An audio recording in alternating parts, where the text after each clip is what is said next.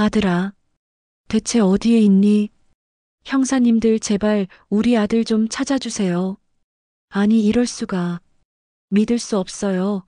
직접 확인하겠어요. 대체 이게 무슨... 안녕하세요. 곁에 두고픈 사연입니다. 영상 보시기 전에 구독과 좋아요 부탁드립니다. 캄보디아로 떠난 그 아이의 연락이 끊긴 것은 너무나도 일상적인 저녁 시간부터였습니다. 아들이 처음부터 연락이 뜸했던 것은 아니었습니다. 그 애는 자립심이 강한 만큼 저를 안심시키려는 책임감도 강한 아이였으니까요. 20살이 넘어서부터 혼자 해외를 나다녔지만 언제나 하루에 한 번은 짧게라도 문자를 남겼습니다. 엄마, 잘 지내시죠? 혹은 오늘도 무사히. 짧지만 저에게는 그 무엇보다 중요한 안부였습니다. 우리는 이혼이라는 강물 속에서 서로의 유일한 뗏목이었기에 그 아이의 존재는 제 삶의 전부이자 무게추였습니다. 이번에도 캄보디아의 낯선 땅에 홀로 발을 디뎠을 때 그 애는 약속대로 매일 연락을 해왔습니다. 새벽녘에 도착한 사진 속에는 붉은 노을이 지는 메콩강의 모습이 담겨 있었고 그 밑에는 엄마도 꼭 한번 오세요. 제가 성공해서 모실게요. 라는 당찬 메시지가 적혀 있었습니다. 그 문자만 봐도 밥을 먹지 않아도 배가 불렀고 밤잠을 설치지 않아도 피곤하지 않았습니다. 저는 그 아이의 자존심이 다치지 않도록 그저 묵묵히 응원하는 것만이 제 역할이라 생각했습니다. 그런데 일주일 전부터 그 짧은 문자 한 통이 오지 않았습니다. 처음에는 대수롭지 않게 여겼습니다. 그래, 혼자서 얼마나 바쁘면 하루 이틀쯤 못할 수도 있지. 젊은 애가. 저는 저의 불안을 억지로 짓눌렀습니다. 하지만 3일이 지나고 나흘이 지나자 제 심장은 마치 마른 가지처럼 바스락거리기 시작했습니다. 아무리 자립심이 강하고 자존심이 센 아이라지만 저와의 약속만큼은 칼같이 지키는 아이였습니다. 무슨 일이 생긴 걸까요? 제가 먼저 문자를 보냈습니다. 아들, 잘 지내니? 연락 좀 해다오. 답장이 없습니다. 다시 한번 보냈습니다. 무슨 일 있니? 엄마 걱정하게 하지 말고 빨리 연락해. 읽음 표시조차 뜨지 않습니다. 제 손은 떨리기 시작했습니다. 휴대폰 화면의 밝은 빛이 저의 초조함으로 인해 더욱 눈부시게 느껴졌습니다. 캄보디아, 그 머나먼 타지의 붉은 강물이 이제는 불안의 피처럼 제 눈앞에 아른거렸습니다. 캄캄한 방 안에서 저는 숨 쉬는 것조차 죄스러웠습니다. 제 머릿속은 착한 아들이 나쁜 일을 당한 것은 아닌지, 혹은 제 아들이 나쁜 짓을 하고 있는 것은 아닌지, 두려움과 치욕감 사이에서 끊임없이 맴돌았습니다. 어머니의 마음은 참으로 간사합니다. 아들이 연락되지 않는다는 사실 앞에서 저는 가장 먼저 혹시나 그 아이에게 해가 가해진 것은 아닐까 하는 가슴 시린 불안에 떨었습니다. 캄보디아, 미지의 외지, 치안이 불안하다는 뉴스 기사들이 섬뜩하게 떠올랐습니다. 젊은 청년이 홀로 무슨 사고를 당한 것은 아닐까요? 오토바이를 타다 넘어졌을까요? 아니면 낯선 사람에게 속아 위험한 상황에 처했을까요? 상상하는 것만으로도 온몸의 피가 식는 듯 했습니다. 저는 침대 모서리를 부여잡고 아니다, 아니다를 되뇌었습니다. 제 아들은 분명 선하고 정직한 아이였습니다. 하지만 곧이어 저를 더욱 괴롭게 만드는 또 다른 생각이 그림자처럼 드리웠습니다. 혹시나 그 아이가 스스로 그곳에서 잘못된 길을 걷고 있는 것은 아닐까요? 자립심과 자존심이 강한 아이였지만 세상 물정에는 아직 서툰 아이였습니다. 돈을 벌기 위한 유혹에 빠져 불법적인 일에 손을 대고 있는 것은 아닐지, 그래서 저에게 연락조차 할 수 없는 상황에 놓인 것은 아닐지 차마 입에 담을 수도 없는 끔찍한 생각들이 제 머릿속을 맴돌았습니다. 저는 그런 아이로 키우지 않았다고 스스로를 다독였지만 그 아이의 억센 자존심이 때로는 저를 두렵게 했습니다. 성공해서 돌아오겠다는 다짐이 어쩌면 그 아이를 극단적인 선택으로 몰아넣은 것은 아닐까요? 저는 차라리 제가 나쁜 일을 당한 아들의 어머니가 되는 것이 낫다고 생각했습니다. 그 편이 나쁜 짓을 저지르는 아들의 어머니가 되는 것보다 덜 치욕스러울 것만 같았습니다. 그러나 이 모든 생각은 결국 제 아들에 대한 믿음이 부족한 어머니의 이기심일 뿐이라는 자책감으로 이어졌습니다. 내가 그 아이를 제대로 키우지 못했기 때문에, 내가 좋은 환경을 만들어주지 못했기 때문에 이런 불안을 겪는 것이다. 저는 밤새도록 천장을 보며 눈을 감지 못했습니다. 저의 존재 자체가 이 불안의 원인인 것만 같았습니다. 별일 없을 거야. 곧 연락이 오겠지. 저는 제 자신에게 수백 번씩 이 거짓말을 속삭였지만 제 몸은 이미 저를 배신하고 있었습니다. 괜찮다고, 걱정하지 말자고 마음을 다잡으려 애썼습니다.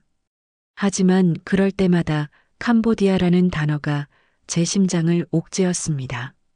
그곳은 비행기로 10시간이 넘는 거리였습니다. 제가 당장 달려갈 수도 없는 외지였습니다. 만약 아들이 하지만 지금은 그저 휴대폰만 부여잡고 국내에 있었다면 저는 당장 그 아이가 머무는 곳으로 달려가 문을 두드렸을 것입니다. 몇 시간 단위로 카카오톡을 확인하는 것 말고는 아무것도 할 수 없었습니다. 이 무력감이 저를 질식시켰습니다.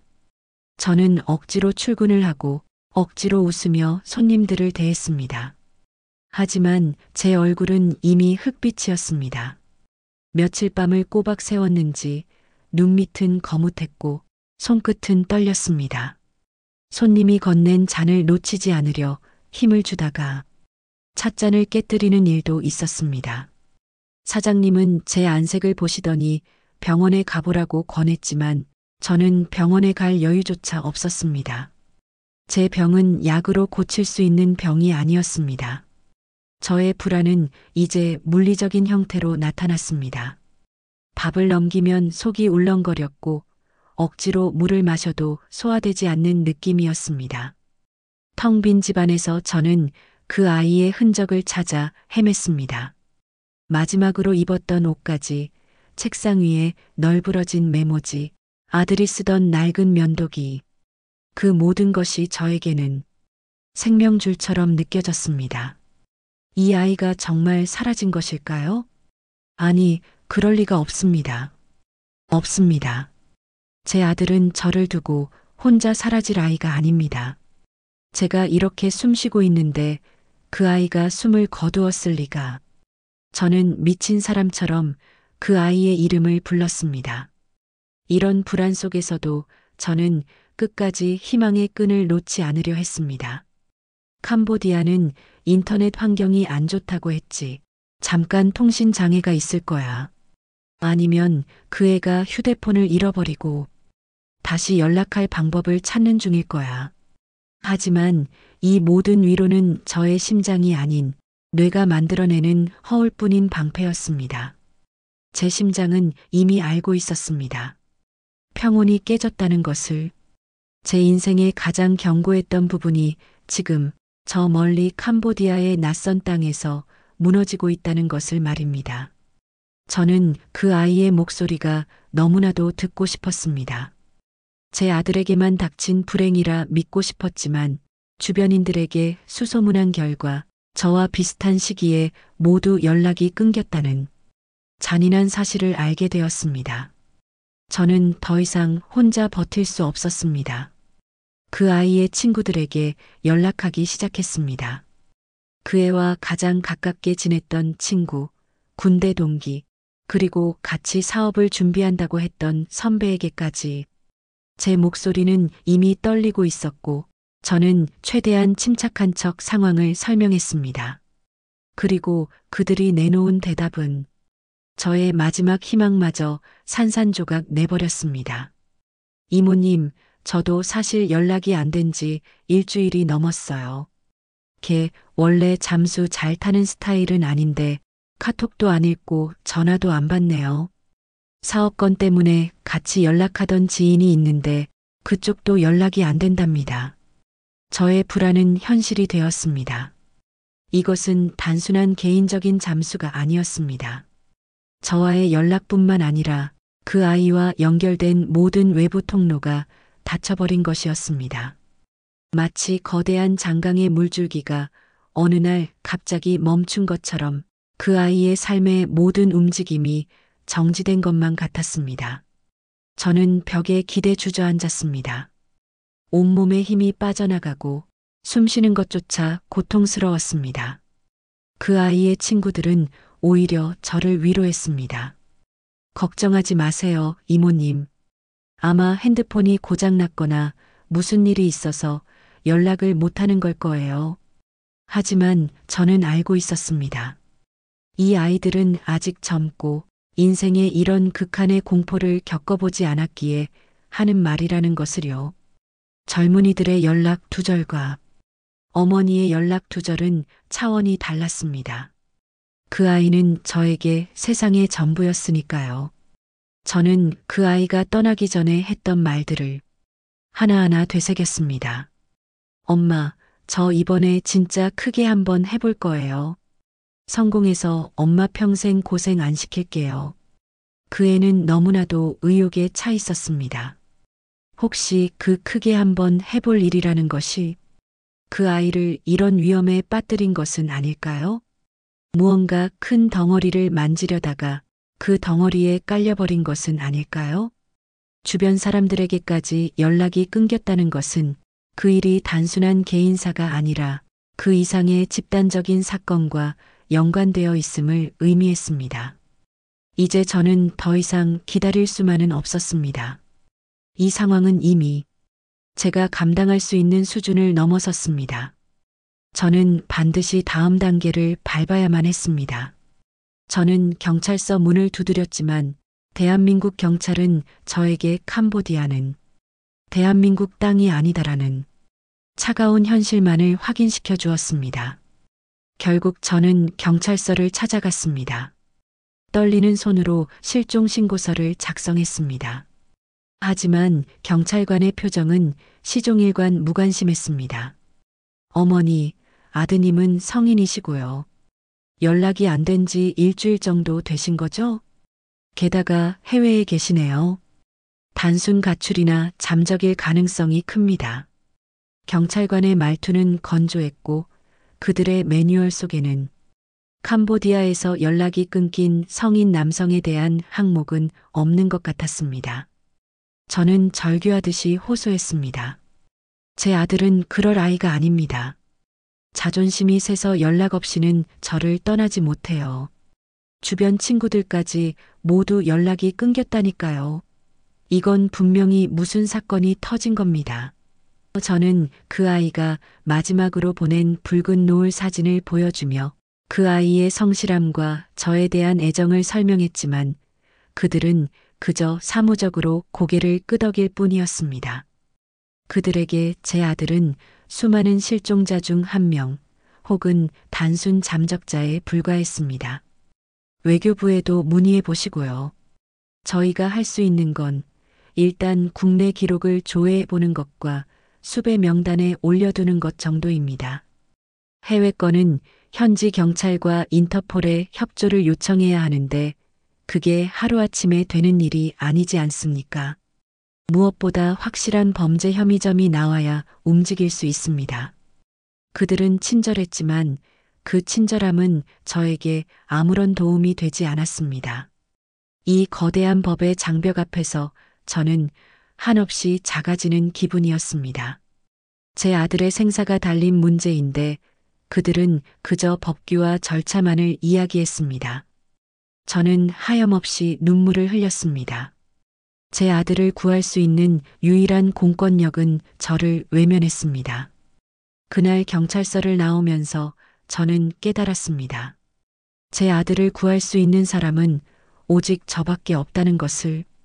제가 경찰의 도움을 기대하며 시간을 낭비하는 동안 그 아이는 저 멀리 캄보디아의 낯선 골목에서 도움을 기다리고 있을지도 모릅니다.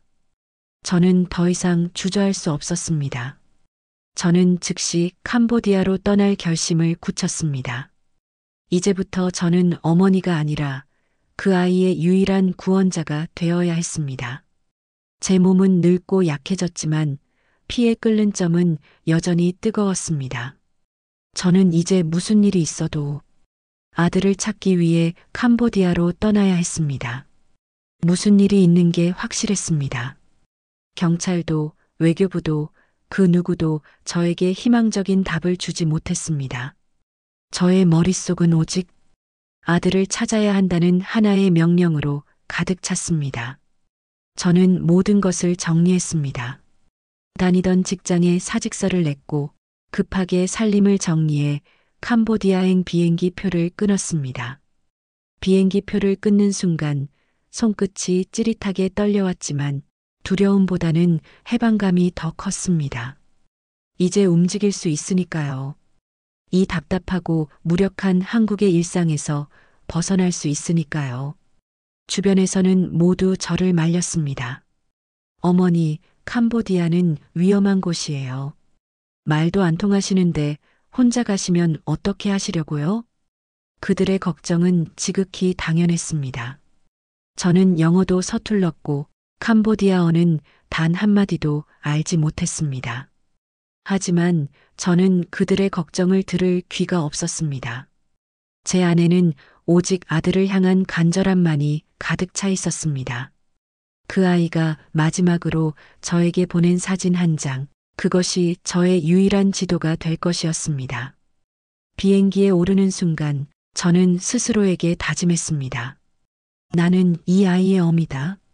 늑대가 제 새끼를 낳았을 때 얼마나 사납게 변하는지 보여줄 것이다. 저는 태어나서 한 번도 싸움다운 싸움을 해본 적 없는 나약한 여성이었습니다. 하지만 지금 저는 이 세상 누구보다 강한 존재였습니다. 저는 아들을 찾아야 했고 그 어떤 위험도 저를 막을 수 없었습니다. 낯선 공기를 마시자마자 저는 이미 막막함을 느꼈습니다. 공항을 빠져나와 그 아이가 머물렀다는 숙소로 향했습니다. 현지에서 그 아이를 아는 사람을 수소문했습니다. 사진을 들고 시장 골목을 헤매었고 경찰서에도 다시 찾아갔지만 그들의 언어는 저에게는 그저 소음일 뿐이었습니다. 알아들을 수 없는 말, 답답한 현실, 그리고 저를 바라보는 사람들의 무관심한 시선. 저는 마치 거대한 미궁 속에 홀로 던져진 것만 같았습니다.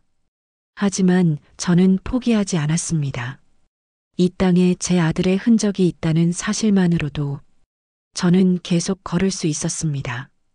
낯선 땅에서의 고생은 지옥과 같았습니다. 온갖 땀과 눈물을 쏟아냈지만 결국 저는 빈손으로 한국행 비행기에 몸을 실어야 했습니다. 캄보디아에서의 3주. 그것은 저의 인생에서 가장 길고 잔혹한 시간이었습니다. 저는 현지 통역사를 고용하려 했으나 사기를 당할 뻔하기도 했습니다. 숙소에서는 바가지요금을 감수해야 했고 덥고 습한 기후 속에서 저는 이방인으로서 온갖 서름과 고생을 겪었습니다. 저는 그 아이가 마지막으로 머물렀던 숙소 근처를 샅샅이 뒤졌습니다. 그 아이의 흔적은 너무나도 희미했습니다. 숙소 주인은 그 아이가 며칠 전 짐을 챙겨 나갔다고만 할 뿐 어디로 갔는지는 알지 못했습니다. 저는 혹시나 하는 마음에 메콩강변을 매일 찾아갔습니다. 그 아이가 저에게 보낸 사진과 같은 구도로 서서 그 아이가 바라봤을 붉은 노을을 바라보았습니다. 노을은 아름다웠지만 제 마음은 잿빛이었습니다. 이 넓은 세상에서 제 아들 하나를 찾을 수 없다는 절망감에 저는 매일 밤 울었습니다.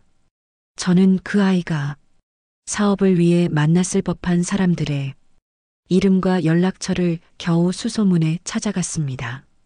하지만 그들은 하나같이 저를 경계했고 영어나 서툰 캄보디아어로 이야기하면 고개를 저었습니다. 그들은 저에게 중요한 정보를 숨기고 있는 것 같았습니다.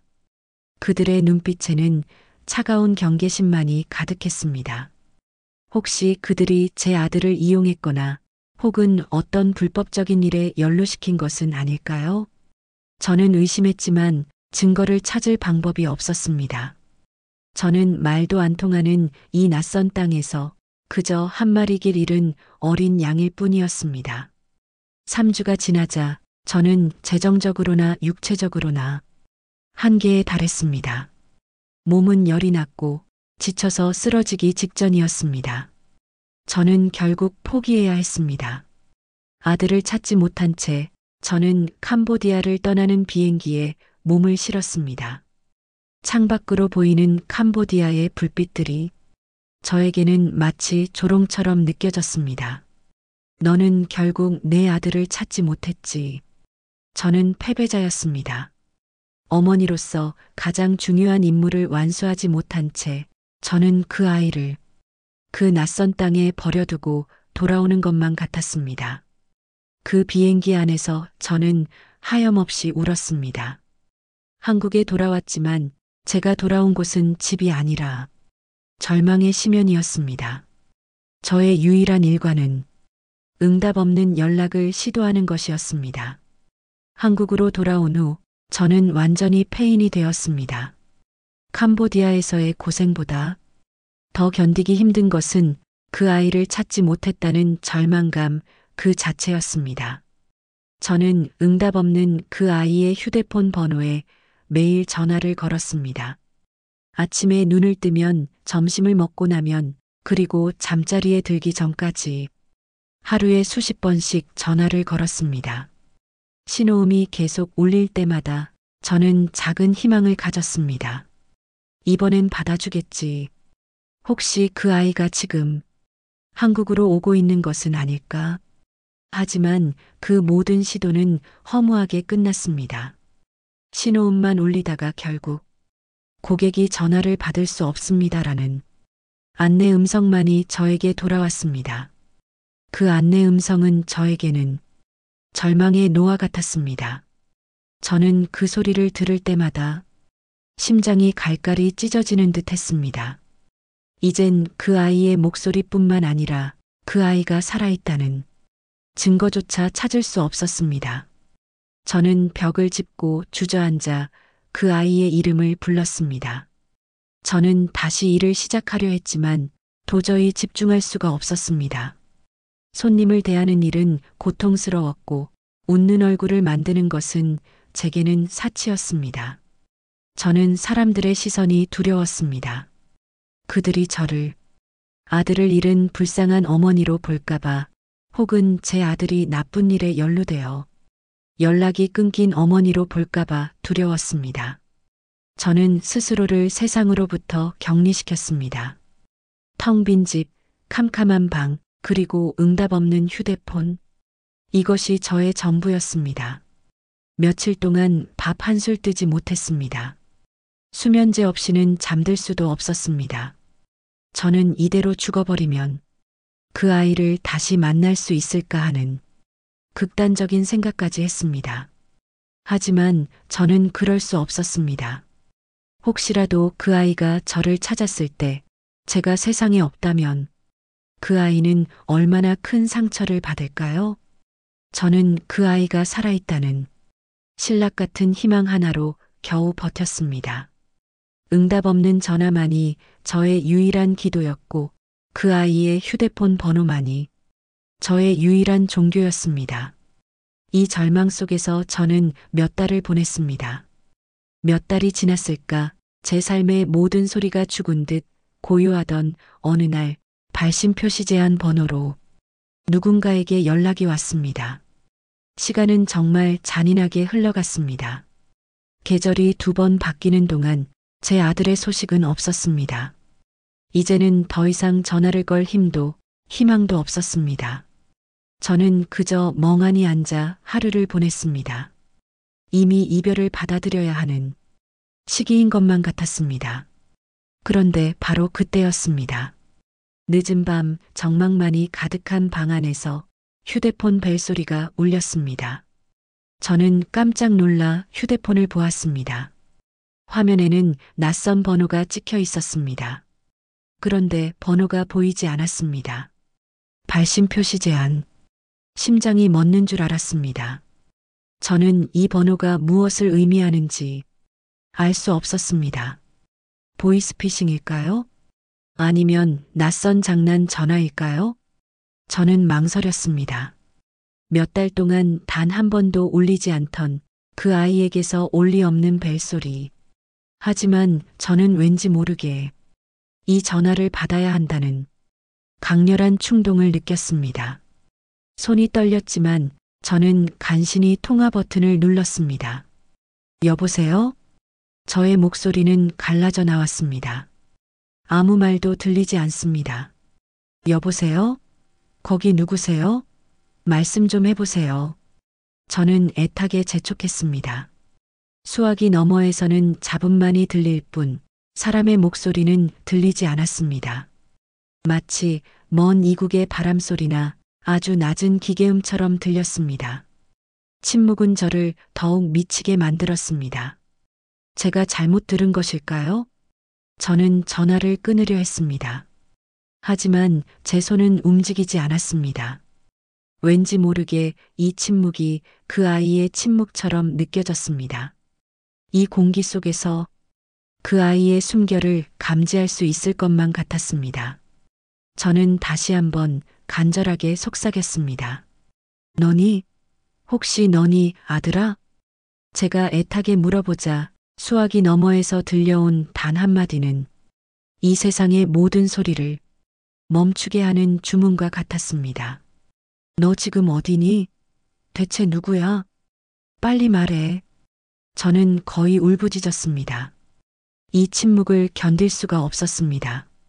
장난이라면 장난이라고 말해달라고, 제발 저를 그만 괴롭혀달라고 소리치고 싶었습니다. 그리고 바로 그때 긴 침묵 끝에 수화기 너머에서 아주 작고 낮고 떨리는 목소리가 들려왔습니다. 엄마, 건강하시죠? 저는 제 귀를 의심했습니다. 이 목소리, 이 억양, 이 단어, 제가 세상에서 가장 듣고 싶었던 그 목소리였습니다. 그 아이의 목소리였습니다. 저는 휴대폰을 쥔 손에 힘이 풀려 휴대폰을 떨어뜨릴 뻔했습니다. 온몸의 신경이 그 작은 목소리에 집중되었습니다. 아, 아들아, 너 맞니? 정말 너야? 저의 목소리는 더 이상 제 목소리가 아니었습니다. 기쁨, 안도, 그리고 그동안의 고통이 한데 뒤섞여 목을 짓눌렀습니다. 너 지금 어디서 전화하는 거니? 발신 표시 제한이라니. 너 맞지? 엄마한테 장난치지 마. 너 맞지? 저는 마치 미친 사람처럼 똑같은 말을 반복했습니다.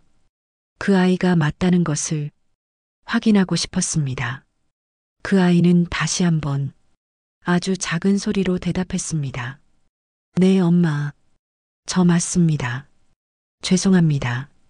죄송하다는 그 아이의 목소리를 듣는 순간 저는 몇 달 동안 짓눌려 있던 모든 고통과 불안이 한순간에 폭발하는 것을 느꼈습니다. 눈물이 쏟아졌고 저는 바닥에 주저앉았습니다. 살아있었습니다. 제 아들이 살아있었습니다. 캄보디아의 낯선 땅에서 나쁜 일에 연루되었을까봐 혹은 사고를 당했을까봐 노심초사했던 그 모든 불안이 한순간에 해소되는 듯 했습니다. 저는 아무 말도 할 수 없었습니다. 그저 통곡할 뿐이었습니다. 제 아들이 살아있다는 사실, 그것 하나만으로 이 세상 모든 것이 괜찮아지는 것 같았습니다. 안도감이 저를 덮쳤지만 곧이어 이 아이가 몇 달 동안 저에게 안겨준 고통에 대한 참을 수 없는 분노가 폭발했습니다. 통곡이 멈추자 저는 즉시 분노를 느꼈습니다. 너 지금 대체 어디니? 왜 연락을 안 받은 거야? 엄마가 너 때문에 죽는 줄 알았다. 캄보디아까지 가서 너를 찾았어. 내가 나한테 어떻게 이럴 수 있어. 저는 참아왔던 모든 감정을 그 아이에게 쏟아냈습니다. 저의 분노는 그 아이에 대한 미움이 아니라 그 아이를 잃을 뻔했던 공포에 대한 반작용이었습니다. 그 아이는 제 분노를 잠자코 듣고 있었습니다. 그리고는 낮고 조심스러운 목소리로 말했습니다. 엄마, 죄송합니다. 정말 죄송합니다. 제가 상황을 말씀드릴 수가 없었습니다. 상황? 무슨 상황? 내가 연락을 끊는 동안 엄마는 무슨 일이라도 당한 줄 알고 너 지금 당장 한국으로 돌아와. 아니면 내가 있는 곳 주소를 말해. 당장 갈게. 저는 숨가쁘게 재촉했습니다. 하지만 그 아이는 단호했습니다. 엄마, 안 됩니다. 제가 아직 그곳에 있을 수는 없습니다. 돌아갈 수도 없고 엄마가 오셔도 안 됩니다. 저는 다시 한번 절망감을 느꼈습니다. 살아있다는 안도감도 잠시, 이 아이는 여전히 저를 고통스럽게 하고 있었습니다. 너 대체 무슨 짓을 하고 있는 거니? 나쁜 일 하는 거니? 엄마한테 숨길 일이니? 저는 다시 최악의 상황을 상상하기 시작했습니다. 엄마, 절대 아닙니다. 저는 나쁜 일 하지 않습니다. 하지만 지금은 말씀드릴 수가 없습니다. 죄송합니다. 하지만 엄마, 제가 꼭 약속드릴게요. 저는 무사합니다. 그리고 저는 엄마를 위해 아주 중요한 일을 하고 있습니다. 곧 모든 것이 정리되면 제가 직접 엄마에게 돌아가서 전부 말씀드리겠습니다. 그러니 그때까지만 제발 기다려 주십시오. 그리고 제 전화는 다시 오지 않을 겁니다. 이 번호는 제가 어렵게 구한 번호입니다. 제가 다시 연락할 때까지는 제발 저를 잊은 듯 지내주십시오. 그 아이의 목소리는 단호했지만 그 속에 담긴 절박함이 저에게도 전달되었습니다. 그리고 저는 그 아이가 나쁜 짓을 하고 있지 않다는 것을 본능적으로 느낄 수 있었습니다. 그 아이는 저를 사랑하는 아이니까요. 저는 결국 분노를 누르고 그 아이에게 마지막 질문을 던졌습니다. 너 정말 무사한 거니? 네, 엄마.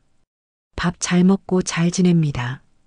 꼭 건강하게 기다려 주십시오. 그리고 짧은 대화는 끊겼습니다. 저는 허무함과 안도감이 뒤섞인 채 휴대폰을 내려다보았습니다. 발신 표시 제한. 그 아이는 여전히 미스터리 속에서 저에게 짧은 안부만을 던지고 사라졌습니다. 하지만 적어도 저는 알았습니다. 제 아들이 살아있다는 것을, 그것만으로도 저는 다시 살아갈 힘을 얻었습니다. 아들의 목소리를 들었다는 사실 하나만으로 한결 마음은 편해졌지만 그동안의 고통이 남긴 상흔은 저의 육체를 서서히 무너뜨리고 있었습니다. 아들의 목소리를 들은 후 저는 다시 원래의 일상으로 돌아가려 애썼습니다. 다시 직장에 복귀했고 사람들을 만나기 시작했습니다. 하지만 제 주변 사람들은 제가 돌아온 것을 보며 깜짝 놀랐습니다. 어머니, 대체 어디 갔다 오신 거예요? 안색이 왜 이렇게 안 좋으세요? 저는 그저 여행을 좀 다녀왔다고 얼버무렸습니다. 아들의 미스터리한 상황을 누구에게도 말할 수 없었습니다. 그것은 저와 아들 단 둘만의 비밀이어야 했습니다. 겉으로는 평온을 되찾은 듯 보였지만 이미 저의 몸은 지난 몇 달간의 고통을 고스란히 기억하고 있었습니다. 캄보디아에서의 고생, 경찰서에서의 절규, 그리고 응답 없는 전화에 매달렸던 밤샘들. 이 모든 스트레스가 한꺼번에 저를 덮쳤습니다. 밥맛은 여전히 없었고 조금만 움직여도 숨이 찼습니다. 결국 저는 병원을 찾았습니다. 의사 선생님은 저의 진료 기록과 현재 상태를 보더니 어머니, 극심한 스트레스로 인해 면역력이 완전히 바닥이 났습니다. 위염이 심하고 불규칙한 심장 박동도 나타납니다. 몸이 버티지 못한 거예요. 지금 당장 모든 것을 내려놓고 쉬셔야 합니다. 라고 경고했습니다. 저는 그 아이를 찾는다는 일념 하나로 제 몸을 혹사시켰던 것입니다. 저는 아들이 무사하다는 안도감 속에서 역설적으로 제 몸이 망가졌다는 사실을 깨달았습니다. 저는 이제 아들을 기다려야 했습니다. 그 아이가 돌아왔을 때 제가 건강하지 못하면 그 아이는 얼마나 실망할까요? 저는 그때부터라도 억지로 밥을 먹고 억지로 잠을 자기 위해 노력했습니다. 하지만 잠자리에 들 때마다 그 아이가 했던 마지막 말이 귓가에 맴돌았습니다.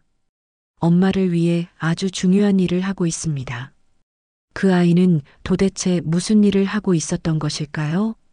그 아이의 자존심을 건 이 중요한 일이 무엇인지 저는 상상조차 할 수 없었습니다. 저는 그 아이가 돌아올 날만을 손꼽아 기다리며 무너져가는 몸을 붙잡았습니다.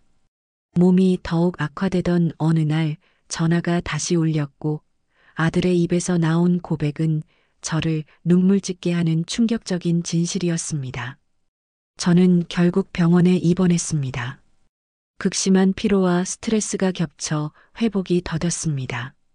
병상에 누워 멍하니 천장을 바라보던 어느 날 오후 휴대폰 벨소리가 다시 울렸습니다.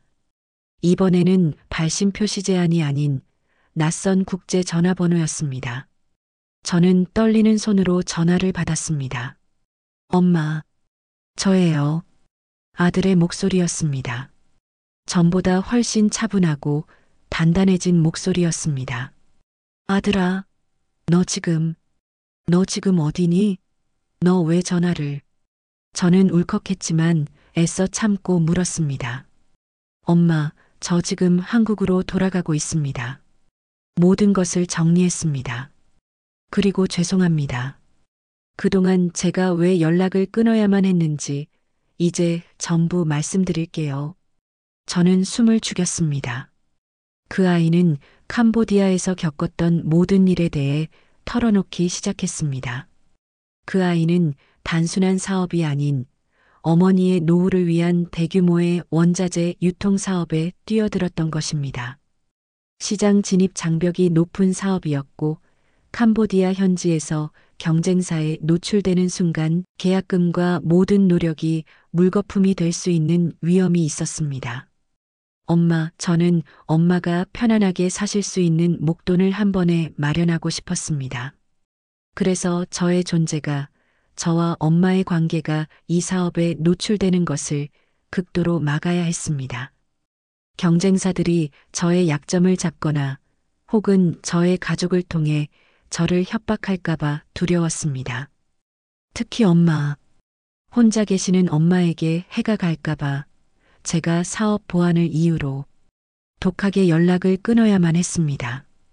제가 살아있다는 것을 알게 되면 그들이 엄마를 찾아낼까봐. 그래서 저는 엄마에게 보이스피싱처럼 발신 표시 제한으로 딱 한 번만 안부를 전해야 했습니다. 저는 온몸에 소름이 돋았습니다. 그 아이의 침묵은 저를 버린 것이 아니라 저를 지키기 위한 극단적인 희생이었던 것입니다. 나쁜 짓을 하고 있을지도 모른다고 의심했던 제 자신이 너무나도 부끄러웠습니다. 그 아이의 자존심과 강한 자립심은 결국 저를 향한 헌신으로 발현되었던 것입니다. 저는 하염없이 눈물을 흘렸습니다. 제 아들은 저를 위해 벼랑 끝에 서 있었던 것입니다. 아들의 헌신적인 고백은 저의 몸과 마음을 치유했고 우리는 가장 따뜻하고 평온한 모습으로 다시 재회했습니다. 아들은 저의 건강이 악화되었다는 소식을 듣자마자 미련 없이 그 사업을 정리하고 한국으로 돌아왔습니다. 돈보다 엄마가 훨씬 중요합니다. 제가 성공해서 돌아가겠다고 했지만 엄마가 아프시다면 아무 소용이 없습니다. 저는 이미 엄마의 헌신으로 여기까지 왔습니다. 이제 제가 엄마를 지킬 차례입니다. 아들의 말에 저는 다시 한번 눈물을 쏟았습니다. 며칠 후 아들은 병실 문을 열고 들어섰습니다. 몇 달 만에 보는 아들의 얼굴은 까무잡잡하게 탔지만 눈빛은 예전보다 훨씬 깊고 단단해져 있었습니다. 우리는 아무 말 없이 서로를 마주 보았습니다. 아들은 제 침대 곁으로 다가와 저를 꼭 안아주었습니다. 그 따뜻한 포옹 속에서 저는 지난 몇 달간의 모든 고통과 불안이 녹아내리는 것을 느꼈습니다. 이것이 바로 어머니의 사랑이 찾던 평온이었습니다. 아들은 사업을 완전히 접지는 않았지만 한국에서 재정비할 수 있을 정도로 정리하고 돌아왔습니다.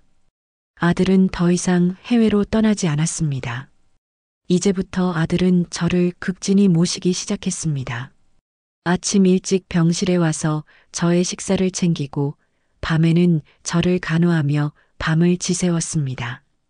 제가 아들에게 헌신했던 것처럼 이제 그 아이가 저에게 헌신하고 있었습니다. 아들의 극진한 간호 덕분에 저의 건강은 눈에 띄게 회복되었습니다. 퇴원 후 우리는 단둘이 오붓한 시간을 보냈습니다. 햇살이 잘 드는 거실 소파에 앉아 저는 아들의 어깨에 기대었습니다.